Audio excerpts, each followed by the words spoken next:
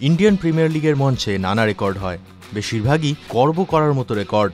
কিন্তু টি-20-র মতো ফরম্যাটে বোলারদের জন্য কিছু অস্বস্তির রেকর্ডও থাকে। বিশ্বের সবচেয়ে জনপ্রিয় ফ্র্যাঞ্চাইজি লিগ আইপিএলের মঞ্চেও এমন রেকর্ড রয়েছে।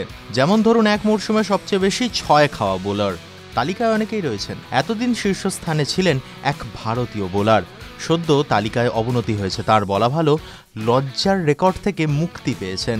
আইপিএলের এক সংস্করণে এতদিন সবচেয়ে বেশি 6 খাওয়ার রেকর্ড ছিল মোহাম্মদ সিরাজের। এ মরশুমে গুজরাট টাইটান্সে যোগ দিয়েছেন। দীর্ঘ সময় তিনি খেলেছেন রয়্যাল চ্যালেঞ্জার্স বেঙ্গালুরুতে।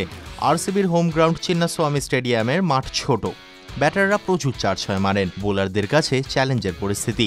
আইপিএলের এক মরশুমে সবচেয়ে বেশি 31টি 6 খাওয়ার রেকর্ড ছিল পেসার মোহাম্মদ সিরাজের দখলে। 2022 সালের আইপিএলে এই অনাকাঙ্ক্ষিত রেকর্ডে শীর্ষে উঠেছিলেন। সিরাজকে সেই লজ্জার রেকর্ড থেকে বের করেছেন বর্তমান সতীর্থ রশিদ খান। বিশ্বের অন্যতম সেরা লেগ স্পিনার রশিদ খান বিভিন্ন লিগে খেলেছেন, সাফল্যও পেয়েছেন।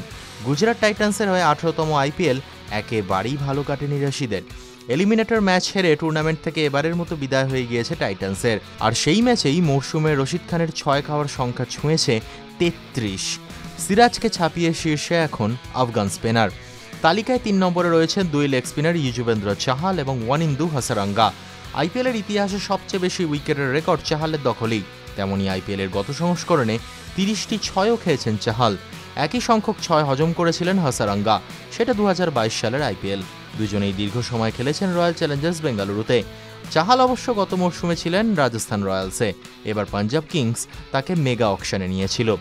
চতুর্থ স্থানে চেন্নাই সুপার কিংসের প্রাক্তন অলরাউন্ডার ডোয়েন ব্রাভো। এবারের আইপিএলে কলকাতা নাইট রাইডার্সের মেন্টর ছিলেন। 2018 সালের আইপিএলে 29টি 6 হজম করতে হয়েছিল ডিজে ব্রাভোকে। টিভি9 বাংলা ডিজিটাল।